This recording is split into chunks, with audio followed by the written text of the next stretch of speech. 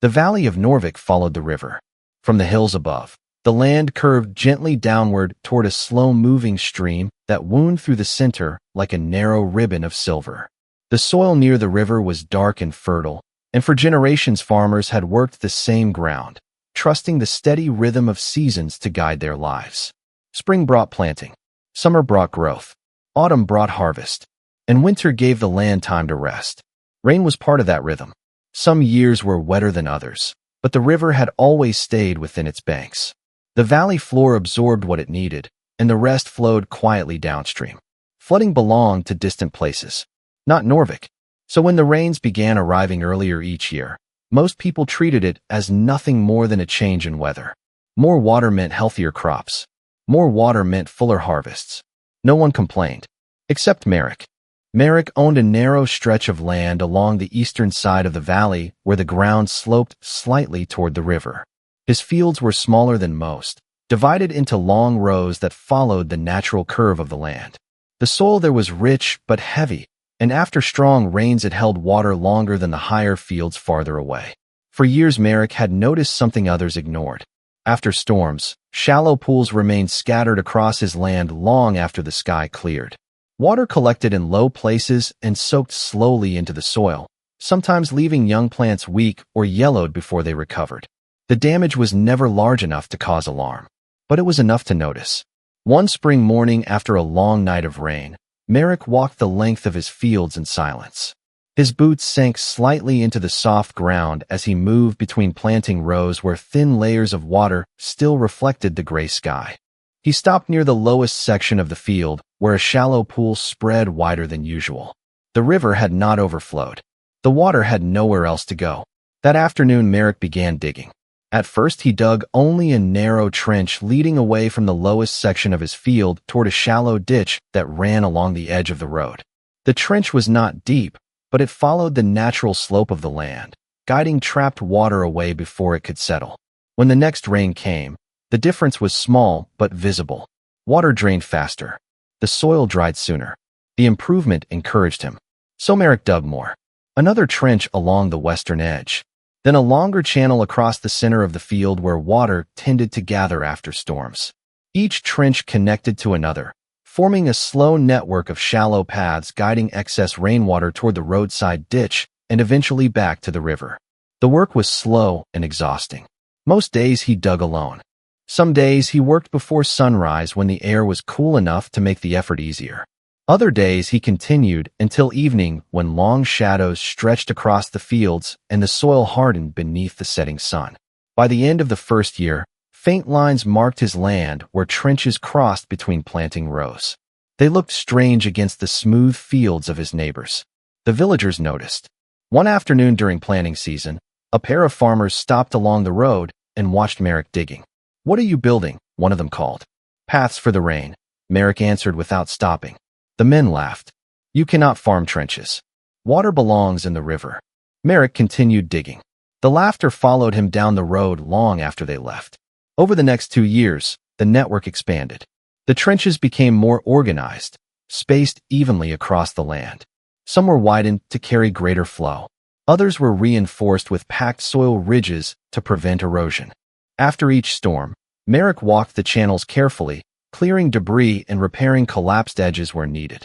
Gradually, the system became permanent. Lines of shallow channels crossed his fields like quiet patterns visible only to those who looked closely. The villagers talked about it often. "He wastes time digging holes. Rain helps crops grow. He fears water in a valley built by a river." Merrick heard the words, but never answered them. He had seen something they had not. Each year the rains came harder. Storms that once lasted hours now lasted days. The river rose higher than before, though still within its banks. Low places in the valley stayed wet longer into the growing season. Small changes, but steady ones. Late one evening near the end of summer, Merrick stood at the edge of his fields watching dark clouds gather beyond the hills. The air felt heavy and still, the kind of stillness that came before long storms. Behind him, the narrow channels crossed the land in quiet order, waiting for rain that had not yet fallen.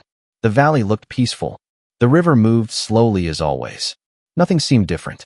But before the next harvest season arrived, Norvik would face rains stronger than any in living memory. The rains began before the planting season had fully settled.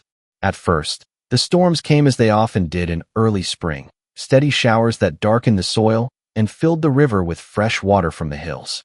Farmers welcomed the moisture, working between the rains and telling each other it would be a good year for crops. But the rain did not stop. One storm followed another with only short breaks of gray sky in between.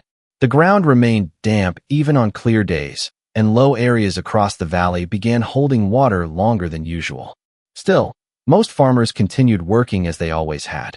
The river remained within its banks, and that was what mattered. As long as the river stayed calm, there was nothing to fear. Except Merrick saw something different. The soil in the lowest parts of the valley no longer dried completely between storms. Water lingered beneath the surface, leaving the ground heavy and slow to recover. Even gentle rain returned the fields to mud within hours. So he kept digging. While others planted and repaired fences, Merrick widened the main channels crossing his fields. He deepened the outlets leading toward the roadside ditch and reinforced the edges with packed soil to keep them from collapsing under stronger flow. The network grew more defined. Long, shallow trenches crossed his land in steady lines, guiding water toward the lowest exit point where it could drain safely away. The work drew more attention than before. One afternoon, several farmers stopped along the road again while Merrick worked. "You should be planting," one of them said. "The rain will stop soon." Another pointed toward the trenches. "You spend more time digging than farming." Merrick rested on the handle of his shovel for a moment before answering. "If the water stays, the crops won't." The men shook their heads. "The river has never flooded this valley." Merrick returned to digging. By early summer, the storms intensified. Dark clouds gathered almost daily above the hills. Thunder rolled across the valley long before the rain arrived, and when it did, it fell harder than anyone remembered. The river swelled, carrying brown water thick with soil washed down from higher ground. Its surface moved faster now, pushing against the banks with steady force that made the villagers watch more carefully than before. But the river still held. So people told themselves everything would be fine. Then came the long storm. It began with steady rain before dawn and continued without pause through the day.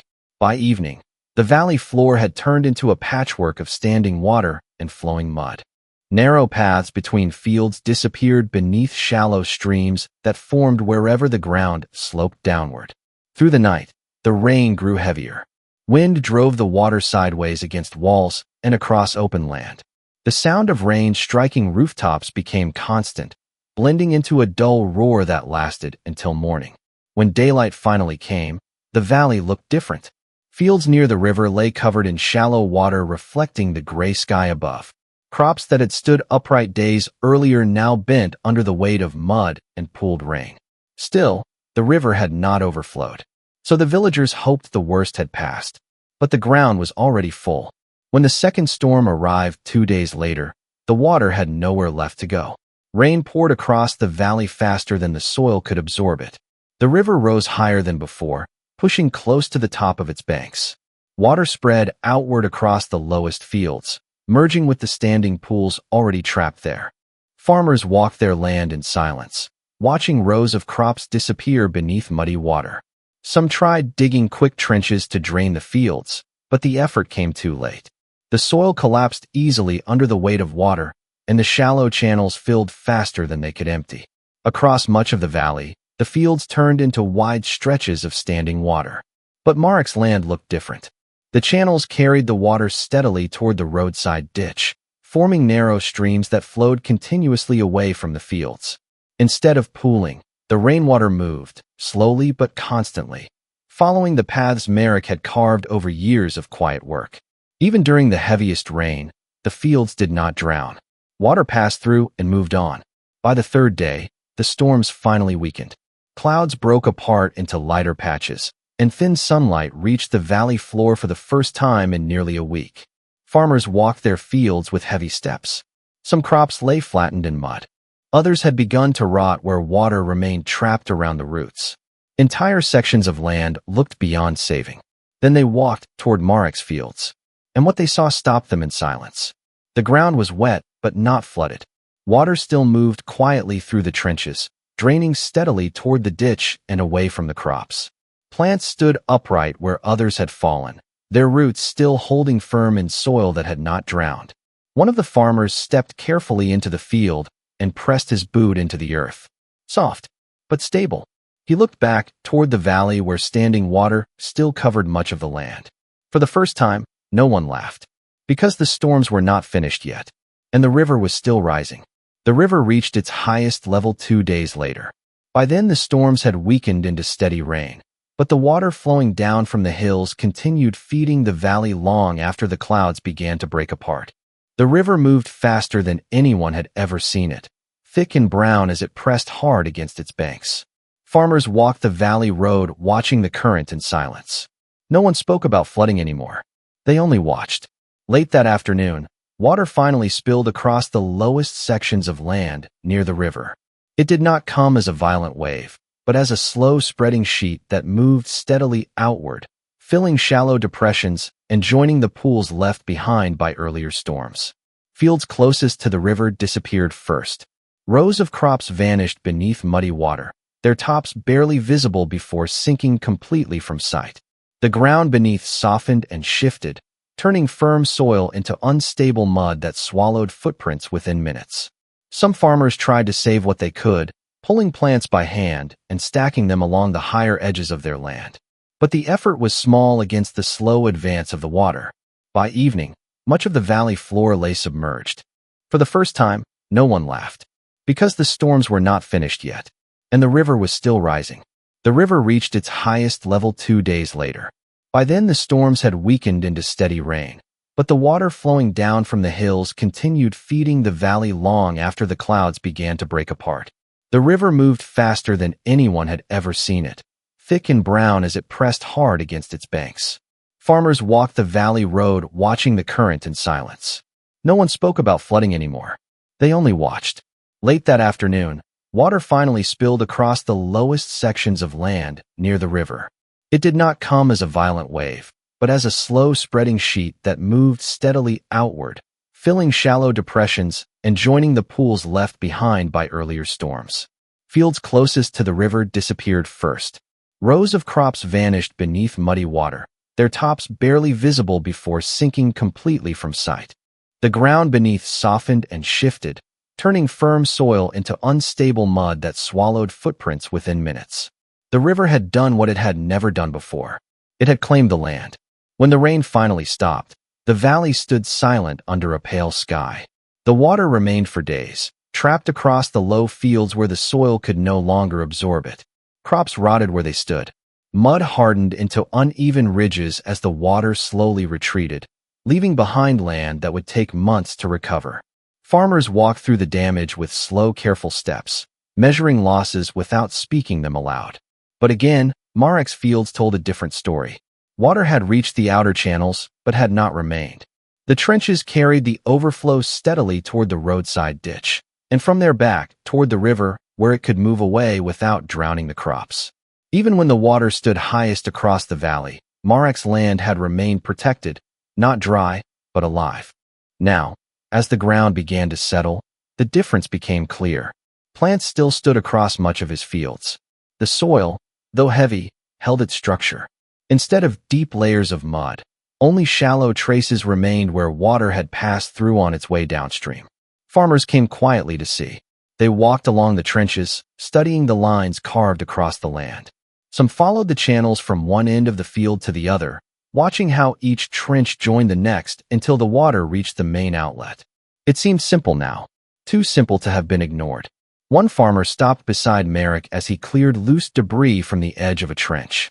"You built this for the flood?" the man said. Marek shook his head. "I built it for the rain." The farmer looked across the valley where damaged fields stretched toward the river. "We thought the river was the danger." Marek rested his shovel against the soil. "The water that stays is worse than the water that flows." The word spread quietly through the village in the days that followed. That autumn, the valley worked to recover. Some land needed to be replanted the following year. Other sections required leveling where floodwater had carved shallow channels through the soil. The work would take time, but the valley would endure as it always had. And something else began to change. During the following spring, new trenches appeared across the valley.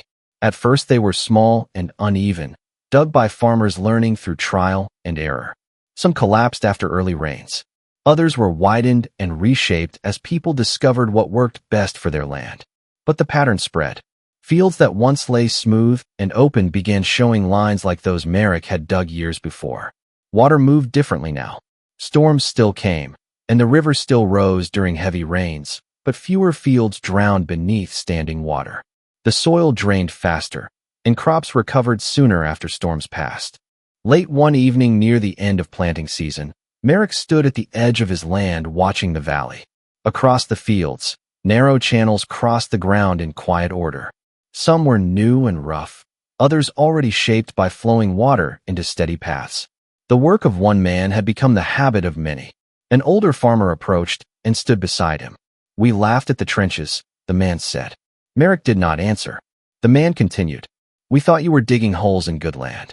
Merrick looked across the valley where water moved slowly through the new channels after a light afternoon rain. "I was making paths," he said quietly. The sun lowered behind the hills, and long shadows stretched across the valley floor where the trenches guided the last water of the day away from the fields. Storms would return again. They always did. But Norvik would meet them differently now. Because preparation rarely looks important when the skies are clear. Only later, when the water begins to rise, does its value become impossible to ignore. They walked along the trenches, studying the lines carved across the land.